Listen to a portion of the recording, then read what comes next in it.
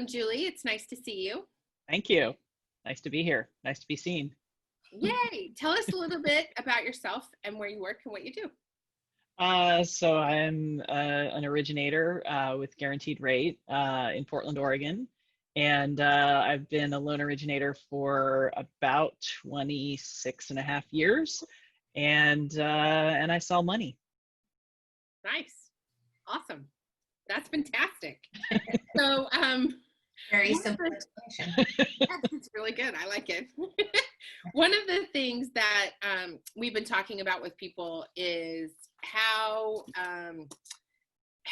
women producers in particular can be brave and ask for what they need.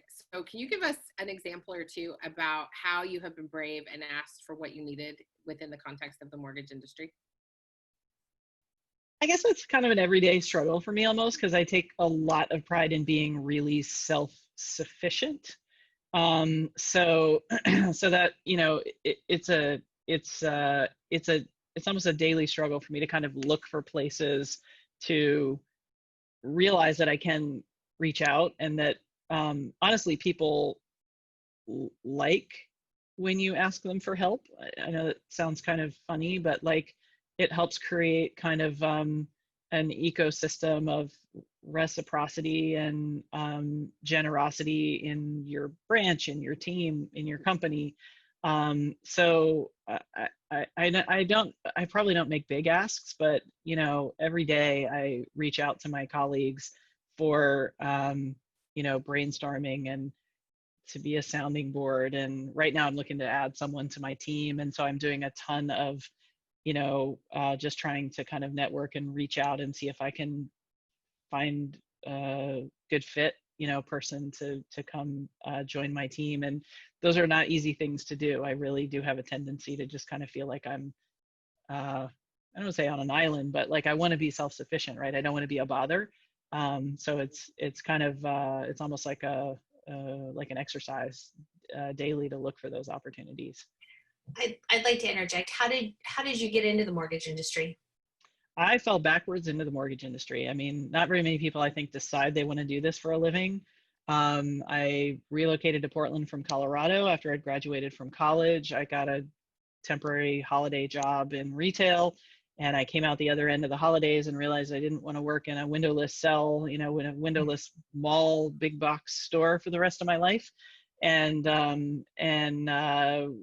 just randomly got a job as an assistant to a loan officer. I didn't even have the first clue what that meant. I actually remember walking into my manager's office. I had a wonderful manager, which back in the 90s, I think was a little unusual, woman. And I walked into Kathy's office, and I'd been figuring things out, you know, like I kind of take pride in figuring stuff out, right? Being self-sufficient, like I said. But I finally broke down and just had to ask her, like, what is escrow? Like, I hear this word used all these different ways. And in hindsight, I was right. Like, it's confusing, you know, escrow accounts for impound accounts and escrow for, you know, title purposes and whatever, but I just had no idea. So I finally had to just ask her to like, tell me what that was, you know. But I worked for a loan officer who was terrible at his job and needed an assistant, which is why I was hired for a whopping $1,200 a month to assist this somewhat hapless loan officer. And I learned a lot of things about how not to do the job of a loan officer, which in hindsight was really great on the job training. And then when interest rates started increasing shortly after I started working for him, and he didn't need an assistant anymore because he wasn't as busy, I asked if I could be a loan officer. So 6 months into the industry, I was like trying to make my way and figure out how to, you know, how to go about being a loan officer. And I think they said after I did 6 loans, they would get me new cards that said I was a senior loan officer. So I was 25 years old, and I closed my 6th loan and became I was like, I'm not a senior anything, but okay, yeah, right. Do you think that because you worked for that loan officer that probably wasn't really great, does that why you became self-sufficient? You didn't have somebody to ask questions? I don't know. I think it's probably a combination of things. So about 18 months into my career, So 1 year into being a loan officer, I got an opportunity to, I was called by some of the small handful of real estate brokers I'd connected with at that point in time, letting me know that the office where they worked was going to have a joint venture, and they were hiring a loan officer to come work in the branch, and would I be interested in pursuing the position? And I dove for that loose ball like, nobody's business. I subsequently found out I was actually way down the list of people that they called, which is, I'm still friends with a number of these folks who called me. So it's kind of comical, but a lot of people who had a lot more tenure in the industry turned the job down because they were like, well, gosh, I can't go work inside a real estate office if I'm working in this branch. I'm going to offend all the realtors at these other branches, right? So the baby loan officer who didn't have those, relationships except in that one real estate branch, I was like, this is for me. This is awesome. And it kind of, turned into 20 years of working inside of a real estate branch instead of in a mortgage office. And so I really had to learn how to fend for myself to some extent, because I was somewhat out on an island, right? And I was for the branch of realtors, at some certain points in time, there were like 80 real estate agents in that office. I was kind of like their go-to person for questions, even if it wasn't my transaction.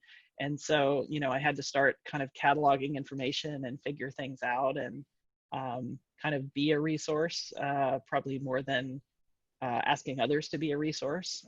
That's how I, kind of survived in that environment. I loved it though. I kind of miss it actually. That's a really, really fantastic transition to our next question, actually, because our next question is, what do you wish you would have known in the beginning of your career that no one shared with you?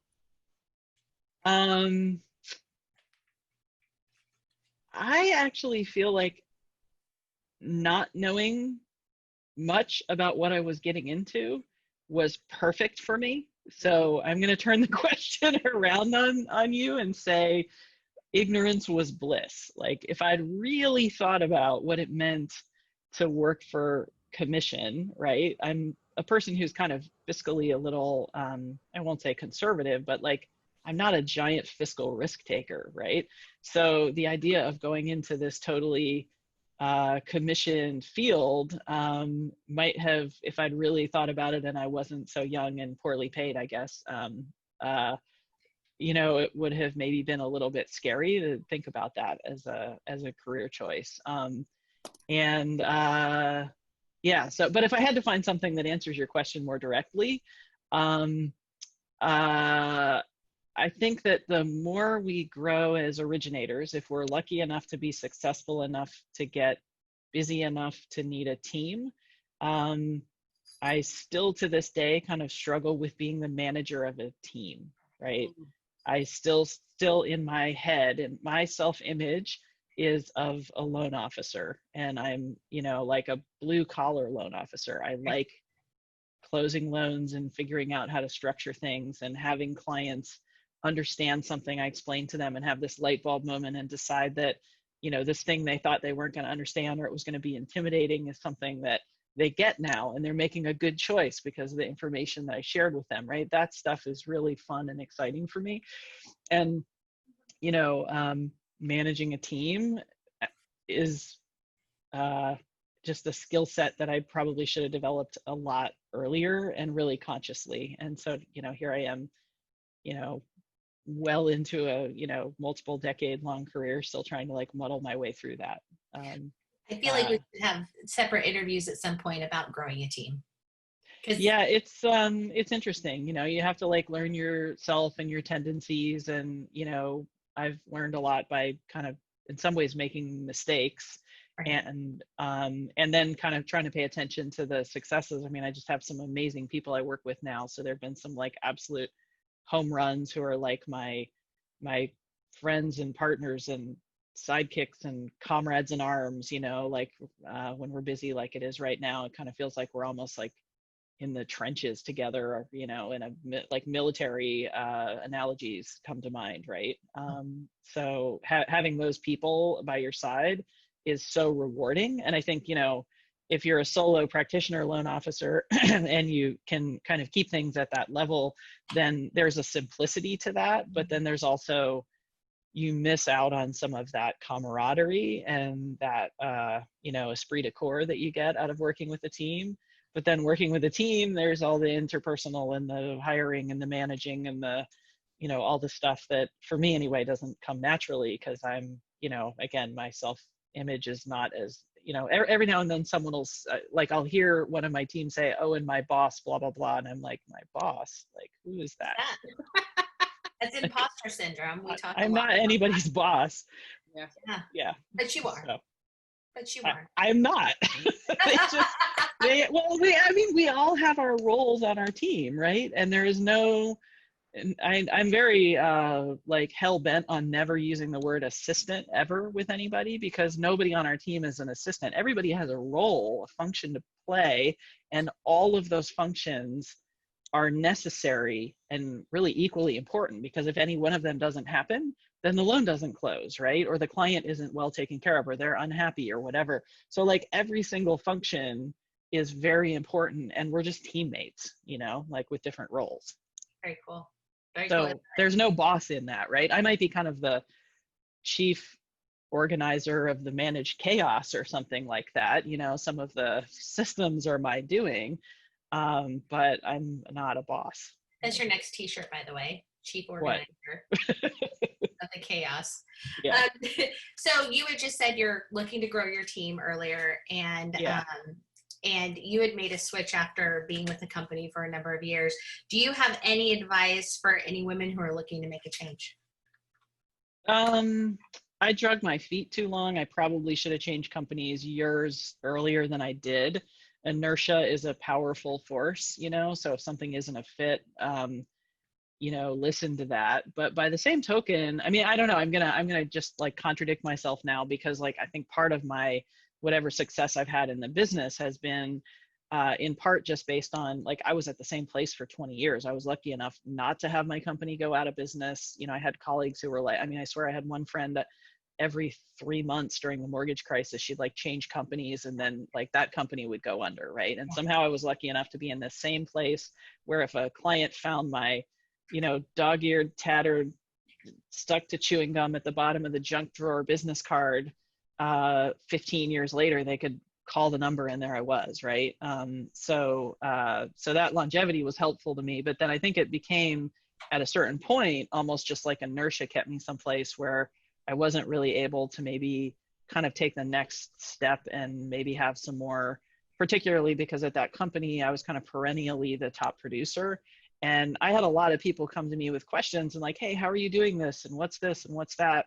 You know, what are the systems that you use? And, you know, and I'm always happy to like share anything useful. I'm more than happy to share with my colleagues, right? But then I didn't have anybody I could turn to, right? And I didn't have anybody who could kind of help me with those things. And, you know, maybe be a mentor to me, or just a sounding board even. Like, you know, those are that kind of back to your original question about asking for things. Like having a bigger company for me and a culture of sharing best practices and, you know, kind of some of that stuff was really, you know, good for me. So the transition, I think I waited too long on. So I guess one piece of advice would be like, if it feels like it isn't necessarily a good fit, then listen to that and, you know, do it and pursue it. And then, you know, I guess really early in my career, you know, and this goes back to the 90s now, was not very organized about keeping my database and keeping in touch with my clients. I just trusted everything to be organic. Like my marketing technique really was the dog-eared, tattered business card stuck to chewing gum at the bottom of the junk drawer. And I just hope people would find that business card when they were like, oh yeah, that was, you know, a good experience. And I do need a mortgage again. We're going to move now. And not really, you know, I mean, nobody's going to do this today, right? You know, a loan officer getting into the business today has their social media sphere and, you know, their company has a CRM and whatever. But, you know, I just was not very structured about that. I had kind of a database that was just a glorified Rolodex and didn't really do anything to stay in touch with folks. And a transition can be super traumatic if you're trying to tell the world where you are and you're not very good at communicating that period.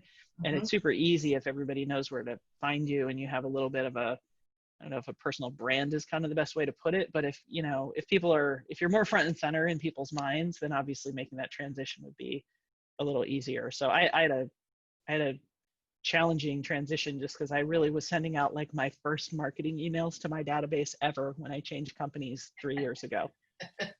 That sounds funny. And sometimes you don't want them to find you right away because you're still working with their LOS system, right? You don't. Yeah, really here's my other piece of advice is don't change companies in May. That was a bad idea. Yeah. May 1st. What's my busiest closing month ever? May. And I was supposed to change companies on March 1st, but then I looked at my database and it was still I was working through this, trying to clean it up and get organized, and I chickened out and I was like, no, I got to push it back 60 days. So don't change companies in May. That's another piece of advice. That's a good idea. What's your favorite negotiating secret? I just like being very transparent, an open book, very forthcoming with information. And I think if people have a good radar for BS, and nobody likes dealing with a salesperson. I don't like dealing with salespeople. None of us does, right? So if we're just here to help, and if you're negotiating, I guess, for yourself, just being clear about, you know, what you want and saying it.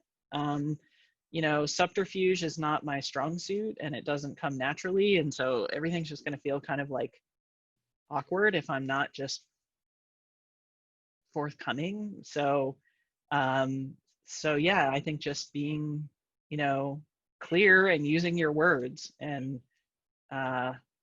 saying what you're looking for and being okay if it isn't a good fit too, whether it's personally or with a client even. You know, if your communication style isn't a good fit with someone and they choose to work with someone else, that's okay, right? You know, because if you somehow talk that person into working with you and it was like a rough go communication wise on the front end, imagine how hard it's going to be when you get into all the weeds of the things we have to do. They're not going to wind up happy and they're not going to wind up referring you, and they might wind up bad mouthing you if it doesn't go well. So like, just, it's okay. You know, you don't have to do every single loan that comes your way, you know.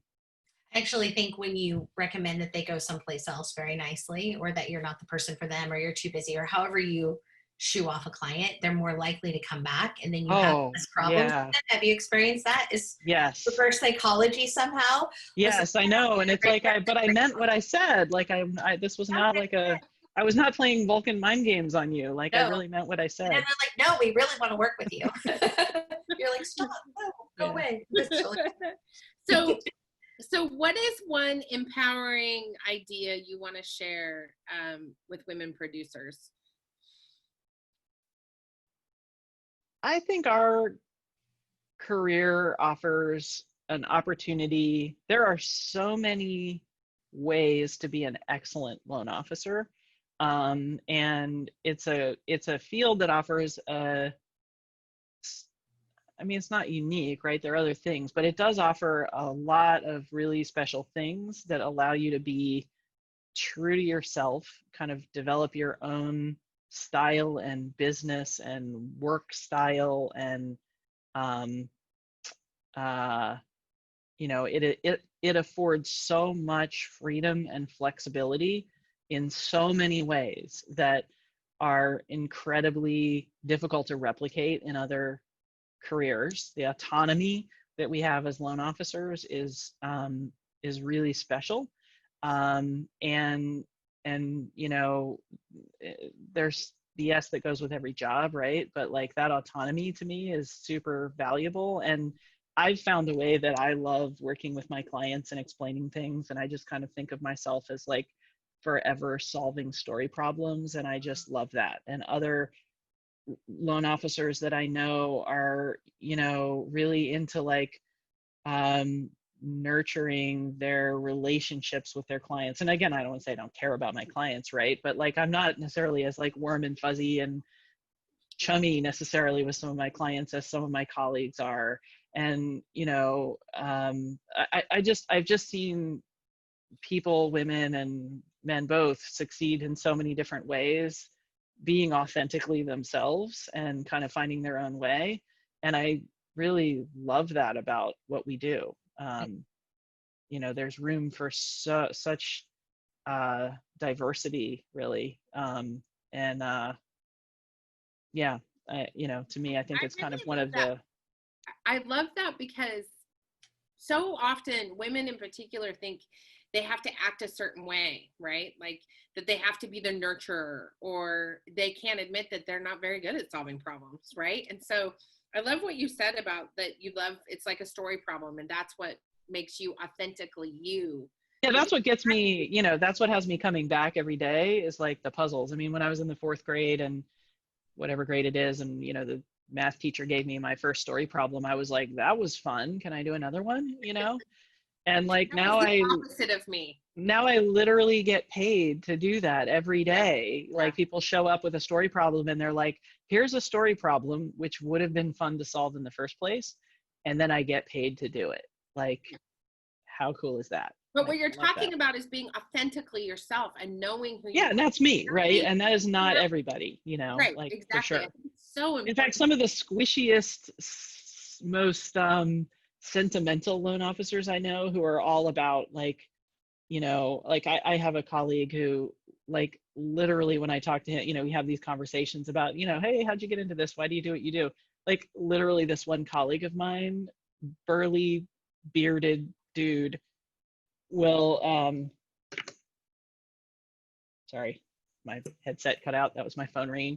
Barely bearded dude will, like, tear up talking about, you know, watching his client's little girl walk into her own bedroom for the first time, because she's always had to share a bedroom in the apartments that they rented, and they just got their own house, you know.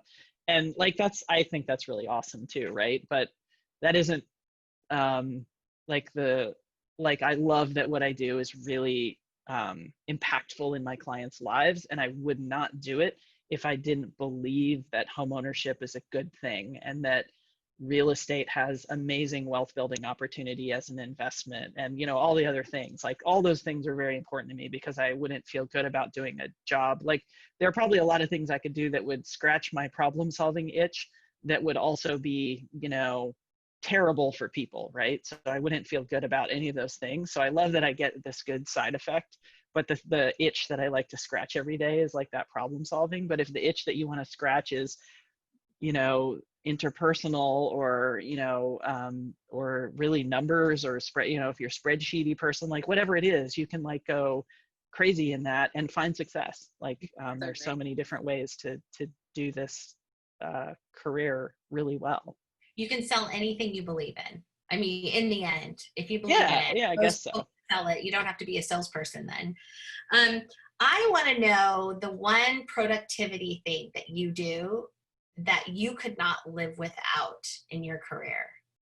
Like, are we talking tool or Yeah, tools system of or? production for other loan officers that are listening. Like, I want to know what makes you successful. What is there Well, something you could throw? I mean, other than being fantastic, but you know, something that you could share that really makes a difference in your job. Slack is probably the number one productivity tool that my team can't live without. Mm-hmm. But again, I have a team, you know, so, and we're, of course, with COVID, all working remotely, but we definitely work in, you know, different places. And so having a place that gets us out of email and lets us communicate with one another is invaluable. So that's incredibly important. Yeah, I mean, that's the first thing that pops to mind. Nice. Yeah. I appreciate that very much. Did we cover everything? Because I feel like I want to talk to Julie forever. Oh, I think we lost Melissa. Can you see me? Oh, there you were. You were frozen for a moment. Yeah. Oh, apparently my internet connection is unstable. So maybe that's the universe saying, thank you so much, Julie. You're amazing. Thank you very much. It was fun talking to you guys. Thank you for the invitation. And yeah, it's been great. Hang tight for 1 second.